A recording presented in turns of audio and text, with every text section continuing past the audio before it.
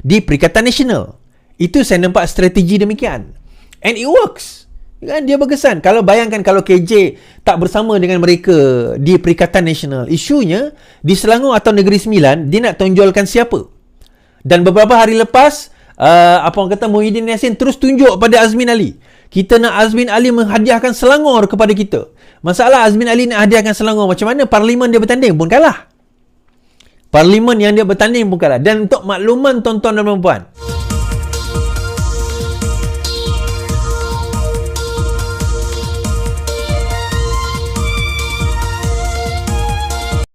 tekan butang subscribe, like dan aktifkan lonceng.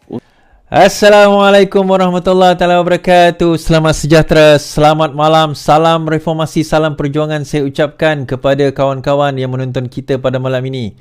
Alhamdulillah, terima kasih kerana terus bersama dengan saya di YouTube, Facebook dan mendengar saya di TikTok sekarang ini. Terima kasih juga yang terus bersama dengan kita, yang share, yang like, yang subscribe. Minta maaf saya terlewat malam ni sebab saya baru selesai mesyuarat, baru habis meeting, baru jumpa orang tu, jumpa orang ni. Saya fikir macam tak nak live sebab saya ada kerja nak kena buat lepas ni. Tak tidur lagi ni tuan-tuan. Tapi yang penting kita nak kena selesaikan kerja kita dulu. Bila kita buat kerja, kita kena buat betul-betul. Jangan main-main. So itu yang paling penting kita kalau kita nak berjaya dalam kehidupan ni. Orang percaya pada kita. Betul tak? Jadi apabila orang percaya pada kita, maka menjadi tanggungjawab kita untuk memberikan yang terbaik. Tugasan kita yang terbaik. Itu insyaAllah. So malam ni saya akan bercerita tentang pendedahan Rafizi beberapa hari lagi akan merisaukan Perikatan Nasional. So apakah pendedahan tersebut? Okay. Perikatan Nasional biadab mahu buang ramai penjawat awam. Yang ni saya dah sebut 2-3 hari lepas. Tapi saya akan sebut sekali lagi. Nampak gayanya PAS sudah jadi kadam gerakan. So kita akan cerita dalam konteks PAS dan gerakan ni. PAS sekali lagi berkata mahu tumbangkan kerajaan PMX ni. Jadi persoalannya macam mana dia nak tumbangkan? Itu persoalan yang menarik tu. Kan, macam mana dia nak tumbangkan? Jadi persoalan yang menarik untuk kita nak lihat konteks macam mana dia nak tumbangkan yang disebut dia. So tiada wallet Kedah yang akan sertai PN. Menurut apa orang kata, menurut Mahathir Khalid, tidak ada wallet daripada Kedah yang akan menyertai PN. Baik, sebelum itu kita bercerita. Terima kasih yang share, yang like, yang subscribe. Terima kasih saya ucapkan. Dan saya harap kita akan terus bersama. InsyaAllah sampai, apa orang kata, sampai PRN ni selesai. Dan selepas itulah, bukan PRN saja. Selepas itu, insyaAllah kita akan ada. Alright. So, Walaon silakan masuk, silakan masuk. Komen Walaon ni apa dekat Facebook, YouTube kita ni. Slow sangat komen Walaon ni. Kan, Walaon tidur ke apa malam ni? Lakukan, laksanakan kerja anda. Macam slow je ni. Kan? Terima kasih juga. Okey, ada yang kata Iswadi slow sikit cakap, nanti banyak salah. Ya, saya banyak salah cakap juga, saya perasan. Bukan saya tak nak slow tuan-tuan. Kalau saya cakap slow dan dalam suasana kita menghadapi situasi yang ada sekarang ini, nanti tuan-tuan tertidur. Itu masalahnya. Kan? Itu masalahnya. Alright. Telah disahkan bahawa Selangor akan bubar dalam tempoh beberapa hari lagi, dan juga Negeri Sembilan. Dengarnya bahawa Negeri Sembilan akan bubar pada 28 hari bulan Jun. Okey, Menteri Besar Negeri Sembilan Datuk Seri Ahmaduddin Harun berkata beliau akan menghadap Yang di-Pertuan Besar Negeri Sembilan Tunku Muhriz Ibn Almarhum Tunku Munawir pada 28 Jun ini bagi mendapat perkenaan bagi membubarkan Dewan Undangan Negeri Sembilan. Okey, bagi membubarkan Dewan Undangan Negeri Sembilan. Okey, dalam masa sama beliau juga kata akan memberi laluan kepada pilihan negeri. Saya akan menghadap tuanku pada Rabu depan untuk mendapat perkenaan tuanku bagi membubarkan DUN pada 30 Jun, hari terakhir insya-Allah katanya. Sebelum itu ahli Dewan Negeri Sekamat itu memaklumkan DUN akan dibubar pada 30 Jun. Turut mengadakan PRN tidak lama iaitu Selangor, Pulau Pinang, Kedah, Terengganu, Kelantan. Pilihan raya umum menyaksikan Pakatan Harapan menang 20 kerusi, DUN manakala Barisan Nasional menang 16 kerusi di Negeri Sembilan. Namun begitu saya boleh katakan bahawa daripada segi pada Parlimen kita nampak bagaimana perubahan itu ataupun daripada segi jumlah kursi itu nampaknya melebihi bagi Barisan Nasional berbanding dengan Pakatan Harapan. Namun begitu di peringkat orang kata peringkat federal tidak ada kemenangan kepada Perikatan Nasional, sebaliknya disapu bersih oleh Pakatan Harapan dan juga Barisan Nasional. Jadi so kita dapat saksikan bahawa, insya-Allah, terima kasih yang mendengar saya di semua channel. Kita dapat saksikan bahawa orang kata di Negeri Sembilan, pembubaran itu akan berlaku berkemungkinan besar pada 28 hari bulan Jun ini. Jadi kalau 28 hari bulan Jun ini, agak-agak bila pilihan raya is? Ada yang tanya soalan macam tu kan. So pilihan raya, kita jangkakan pilihan raya itu berlaku pada awal Ogos. So selepas pembubaran pada penghujung Jun ini, dalam minggu ni atau minggu depan ini, SPR biasanya akan bermesyuarat dalam tempoh masa seminggu. Setelah seminggu, maka mereka akan menetapkan tarikh. Saya menjangkakan sama ada tarikh tersebut penamaan calon berkemungkinan sama ada hujung Julai, awal Ogos. So dia tak akan drag sampai hujung Ogos lah. So SPR mempunyai 60 hari. 60 hari sehinggalah pada bulan September, awal September, untuk mengadakan pilihan raya dalam tempoh tersebut. Jadi kita menjangkakan bahawa pilihan raya itu akan berlaku pada dalam tempoh lebih kurang saya rasa awal Ogos untuk penamaan calon, kemudian tengah Ogos tu untuk pembuangan undi. Itu yang akan berlaku di 6 negeri. Now, untuk makluman, saya hari Jumaat, Sabtu, Ahad ini saya akan berada di Kelantan, Kota Baru Kelantan, dan juga di Kuala Terengganu, bertemu dengan penerangan.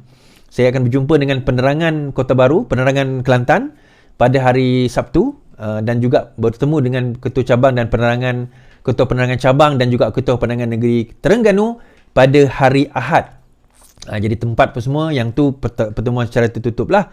Namun begitu, kita tengah merancang program-program yang kita boleh lakukan di negeri-negeri tersebut. Menang kalah tu cerita lain. Yang penting jangan kita, orang dah amanahkan tugasan kepada kita, orang dah amanahkan tanggungjawab kepada kita, maka tanggungjawab kita adalah untuk memastikan bahawa kita streamline kan apa keperluan dan juga apa perkara yang kita nak lakukan itu sebagaimana yang diamanahkan kepada kita. Jadi kita harap tuan-tuan terus membantu kita, insya-Allah. Kalau paling kurang pun ada yang kata, Saudi macam mana nak membantu sebagainya, saya pandai menulis, saya pandai itu, saya pandai ini. Saya kata the only way kita boleh bantu adalah kalau sekiranya tak boleh bantu dengan cara lain, kalau tak boleh bantu dengan cara kewangan, kalau tak boleh bantu dengan cara orang kata tenaga dan sebagainya, share, like, subscribe macam saya selalu kata kan. Baik. Berkenaan kita pindah pula ke cerita warlord di Kedah. Cerita warlord di Kedah. Okey, tiada warlord UMNO Kedah akan sertai PN, kata Mahathir. Tiada warlord ataupun pemimpin utama UMNO Kedah yang akan menyertai PN sebelum pilihan raya negeri diadakan. Kata Mahathir, dakwaan kononnya ada pemimpin utama UMNO Kedah akan menyertai PN sebelum ini sekadar propaganda menjelang PRN yang akan diadakan setakat ini. Setakat ini tidak nampak, tidak ada di Kedah. Saya fikir mana-mana organisasi atau parti politik akan ada musim apabila ada yang keluar daripada parti atau dikenakan tindakan dan mereka membawa diri. Bukan saja UMNO pergi ke parti lain, tapi parti lain pergi ke UMNO pun ada juga. Contohnya bekas Setiausaha Majlis Syura Ulama PAS Muhammad Khairuddin Ahmad Razali yang menyertai Majlis Ulama UMNO katanya. Pada 12 Jun, Setiausaha Agung PN Hamzah Zainuddin dalam sidang medianya di lobi memaklumkan akan mengumumkan senarai 10 warlord UMNO yang disisihkan untuk menyertai mereka dalam masa yang terdekat. Seperti mana yang saya sebut hari itu, bahawa warlord ini kalau mereka pun menyertai Perikatan Nasional pun tidaklah merisaukan. Dia tidak mendatangkan satu kesan yang besar, tuan-tuan. Kerana apa? Kerana warlord yang dikatakan akan menyertai itu ada yang tidak bertanding pun di negeri yang bertanding. Kalau pun ada, contohnya seperti yang mengatakan ada daripada Johor dan sebagainya, mereka tidak bertanding pun negeri yang PRN yang akan mengadakan PRN. Itu yang pertama. Dan kemudian kalau sekiranya ada pun mereka masuk dikira sebagai warlord, itu mereka yang cakap. Tapi daripada segi pengikut sebenarnya tak ada. Dia tak ada pengikut. Saya boleh kata ada pengikut, contohnya Syahidan Kasim, Nur Omar, dua ni lah. Tapi dua-dua ni, terutama Syahidan Kasim dah memang kita tahu dah melompat dah. Nur Omar saya boleh kata dia ada pengikut. Tetapi yang lain, saya tak berapa nampak bahawa mereka ada pengikut. Termasuk KJ. Bila KJ keluar daripada UMNO, saya tak nampak dia bawa bersama dengan dia gerombolan pasukan yang besar yang memberi kemenangan kepada beliau. Jadi, saya tak nampak benda tu. Tapi dalam masa yang sama, ada yang bertanya kepada saya kan. Kan baru-baru ni gambar KJ berada dengan PMX bersama dengan Johari Ghani. Bagi saya, dia kata kenapa? Adakah ini KJ akan menggantikan Rafizi? Tak ada kena-mengena. Rafizi masa tu ada kerja lain sebagai seorang menteri. Pertemuan itu tidak membawa kepada apa-apa, tetapi dia membawa kepada kepada kerajaan perpaduan. Tetapi sebenarnya dia memberi satu signal kepada Perikatan Nasional. So signal apa tu Is? Signalnya adalah mudahnya sebegini. PN dok kata salah seorang warlord yang 10 itu adalah KJ. Salah seorang warlord yang 10 itu adalah KJ. Isu dia adalah kalau KJ berada bersama dengan Perdana Menteri Malaysia, bersama dengan Johari Ghani, bersama dengan Perdana Menteri Malaysia, soalannya bagaimana PN yakin bahawa KJ akan mengikuti PN? Malah pada awal Jun, awal bulan ini, KJ sendiri mengatakan berkemungkinan beliau berminat untuk nak membuka parti sendiri. So daripada situ, PN dah rasa terciduk sebenarnya. Dia punya sentimen nak mengatakan 10 warlord itu termasuk KJ nampaknya tidak berkesan. Walaupun KJ disisihkan daripada UMNO, tetapi nampak gaya Johari Ghani tak begitu menyisihkan KJ. Mungkin secara strateginya saya nampak sebegini. Dia nampak KJ ni boleh menjadi satu ancaman kepada UMNO kalau tidak dimanagekan secara betul. Jadi caranya dia contohnya offer kerja di dalam mana Hot FM. Tuan-tuan betul ke saya kalau saya tersilap, Hot FM ni adalah milik Media Prima. Media Prima shareholder terbesarnya ada Johari Ghani. Dan dalam program bersama dengan PMX itu Johari Ghani ada dekat situ bersama dengan KJ. Jadi daripada situ kita nampak bahawa saya nampak effort Johari Ghani ni adalah untuk memastikan kalaupun KJ tidak bersama dengan kerajaan perpaduan ini, pastikan bahawa KJ tidak bersama dengan bersama dengan pembangkang di Perikatan Nasional. Itu saya nampak strategi demikian. And it works. Kan dia berkesan. Kalau bayangkan kalau KJ tak bersama dengan mereka di Perikatan Nasional, isunya di Selangor atau Negeri Sembilan dia nak tonjolkan siapa. Dan beberapa hari lepas Muhyiddin Yassin terus tunjuk pada Azmin Ali. Kita nak Azmin Ali menghadiahkan Selangor kepada kita. Masalah Azmin Ali nak hadiahkan Selangor, macam mana parlimen dia bertanding pun kalah. Parlimen yang dia bertanding pun kalah. Dan untuk makluman tuan-tuan dan puan-puan, ada satu skandal besar yang akan didedahkan berkenaan dengan Azmin tidak lama lagi. Dan saya pernah bawa cerita ni suatu masa dahulu. Tuan-tuan tunggulah benda itu berlaku. Satu skandal besar melibatkan Azmin yang melibatkan penyalahgunaan kuasa sebenarnya.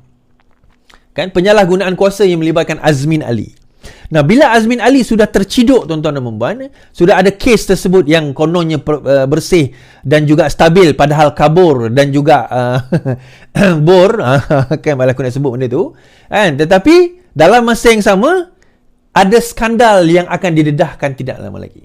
So bila skandal tu akan didedahkan, sabar tuan-tuan, dia ada masa, ada tempoh. Setiap perkara yang kita nak lakukan, dia kena ada timing yang betul. Kan, jangan timing tu tak kena pada tempatnya. Bila timing tak kena pada tempatnya, itu yang tak ada impact, kita kata. So skandal ini akan didedahkan tidak lama lagi. Don't worry, setelah kita ada perancangan-perancangan kita. Namun perkara ini akan melibatkan Azmin Ali. Berkenaan dengan apa? Bagaimana? Apa cerita is? Nanti. Sabar tuan-tuan dan puan-puan. Now, kalau dia dijadikan poster boy di di Selangor, adakah dia juga kalaupun menang di Selangor akan menjadi menteri besar di Selangor? Sebab dalam masa yang sama PAS mengatakan bahawa mereka ada calon-calon untuk nak menjadi menteri besar. Mereka merasakan bahawa itu adalah lebih baik PAS menerajui Selangor berbanding dengan Bersatu. Kan, berbanding dengan Bersatu. Jadi itu satu tindakan yang bagi saya sangat sangat perlu kita katakan dalam kita nak memastikan bahawa tindakan yang kita nak lakukan ini dalam nak memastikan bahawa Azmin Ali, dalam memastikan Perikatan Nasional itu tumbang, terutama di Selangor dan juga negeri-negeri yang bertanding seperti Penang, seperti Negeri Sembilan, itu yang pertama. Tetapi dalam masa yang sama juga, apa dia tuan-tuan? Iaitu di Kedah. Kan? Di Kedah, adakah dia mempunyai kuasa yang membesar untuk nak memberi kesan KJ ni, memberi kesan kepada Kedah. Sebab nampak gayanya berkemungkinan besar even Mukris sendiri pun dah mula, Mahathir sendiri pun dah mula nak menamakan Mukris sebagai calon menteri besar. Kan, malah rundingan itu bersama dengan Hadi itu adalah tidak lain tidak bukan kalau sekiranya berlaku kemenangan di Kedah, nama Mukris adalah antara yang nama akan dinaikkan. Tapi hari tu Mukris kata tak is. Mukris tak tahu apa-apa. Saya kata ni perancangan Mahathir, bukan perancangan Mukris pun. Mukris ni dia ikut je apa bapak dia kata. So itu KJ kalau kita tengok KJ sendiri berkata pada 20 Jun 20 hari ni KJ kekal tanpa parti buat sini tapi sokong PN pada PRN katanya. Ini tulisan lah. Sejak kekalahannya pada pilihan raya umum lalu, tindakan seterusnya oleh Khairy sentiasa menjadi teka-teki. Bagaimanapun The Star yang meminta sumber melaporkan bekas menteri itu akan kekal tanpa menyertai mana-mana parti buat masa ini, tetapi bakal berkempen untuk PN dalam pilihan raya negeri yang akan datang. Menurut sumber itu, Khairy telah memaklumkan pendirian itu kepada pengurusi PN dan Presiden Bersatu ketika pertemuan mereka semalam. Now, saya boleh komen benda ni tuan-tuan. Even kalau dia nak berkempen kepada Bersatu pun, impak dia tak besar kalau sekiranya dia sendiri tak nak menyertai Bersatu. Kan? Dia sendiri tak nak menyertai Perikatan Nasional. Dia umpama orang nak jual ubat kurap, tapi badan dia sendiri penuh dengan kurap. Umpama macam itulah. Dia sendiri suruh meyakini Perikatan Nasional, suruh meyakini Perjuangan Bersatu, tapi dia sendiri tak nak menyertai Bersatu dan juga Perikatan Nasional. Kenapa? Kalau anda yakin dengan Perjuangan Bersatu, anda yakin dengan Perjuangan Perikatan Nasional, you will be the first yang akan jump dan menyertai dan menerajui Bersatu dan Perikatan Nasional. That is the question. Itu yang menyebabkan kita rasa bahawa, kita tahu, bukan rasa, kita tahu bahawa KJ tidak meyakini Perjuangan Perikatan Nasional. Antara lain, itu saya kata, PAS itu sendiri merisaukan KJ.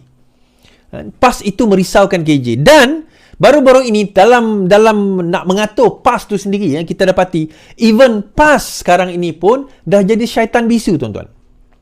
Mula-mula mereka tergelincir dalam perjuangan Islam mereka. Saya kata pertama sekali, saya nak beritahu tuan-tuan dan puan-puan yang menonton ini, yang baru nak belajar Islam, segala hidup kita panduannya Islam. Bagi orang Islam, kita percaya segala hidup kita panduannya Islam, termasuk politik. Dan kita tidak pernah menafikan panduan kepada politik itu adalah Islam. Isunya adalah di mana apabila bukan Islam yang memandu politik kita, tetapi kita yang menggunakan Islam untuk dipandu. Kita yang menunggang Islam untuk nak mencapai objektif politik kita.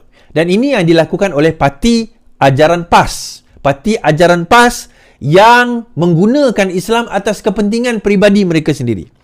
Atas dasar itu, mereka boleh mengkafirkan orang sesuka hati, mereka menyesatkan orang sesuka hati, mereka boleh menerakakan orang sesuka hati, tuan-tuan. Tetapi, dalam masa yang sama, apabila parti rakan mereka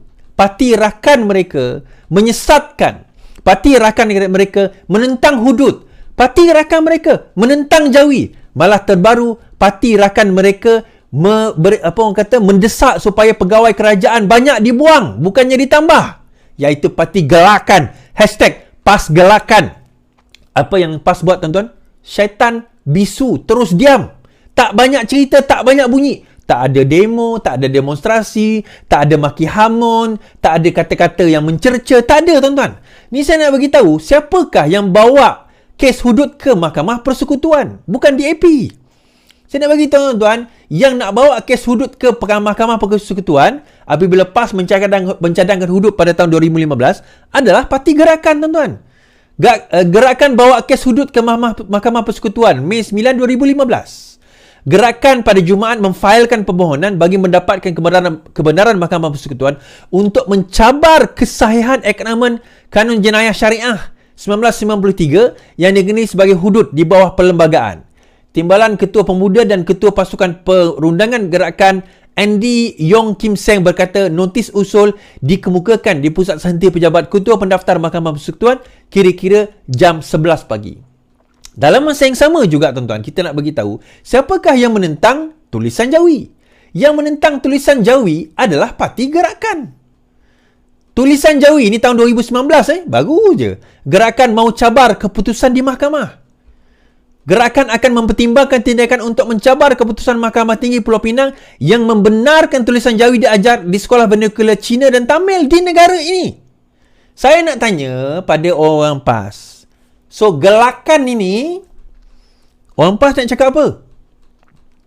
Siapakah yang membenarkan supaya, bukan membenarkan, yang nak menentang hudud di mahkamah? Parti Gerakan. Siapakah yang nak menentang tulisan Jawi di mahkamah? Parti Gerakan. Tapi dia orang salahkan DAP. Saya nak bagi tahu, tuan-tuan, Gerakan ni sebenarnya adalah lebih berbahaya daripada DAP. Malah DAP tu sebenarnya, kalau tuan-tuan kenal, sebab itu kami boleh bertahan lama dengan DAP, sebab kami kenal mereka. Yang dok main sentimen DAP dulu, berjaya main sentimen DAP ni adalah, dulu antaranya adalah UMNO yang berjaya nak kenakan DAP, lepas tu PAS sambut.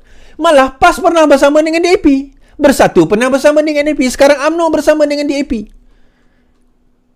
Tetapi kita nak bagi tahu yang lebih berbahaya daripada situ adalah parti gelakan. Parti gelakan ni tuan-tuan, bila mereka berkata demikian tentang hudud, mereka berkata demikian tentang Jawi, apa yang PAS buat? PAS jadi syaitan bisu. Di mana dalil? Di mana hujah?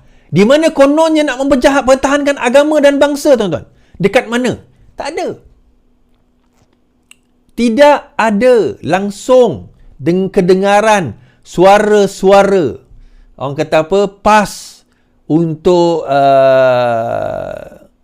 apa orang kata, ya, untuk nak menentang perkara ini. Jadi akhirnya gerakan akan jadi satu bebanan kepada PAS, terutama PAS yang nak bertanding di Kedah. Pulau Pinang memang dia orang rasa out dah, dia tak boleh. Tapi gerakan akan jadi satu bebanan kepada PAS untuk bertanding di Kedah. Kenapa pula? Cerita dia macam ni. Gerakan, suka atau tidak, akan membawa satu naratif bahawa sekarang ini mereka akan menentang apa saja yang PAS nak bawa.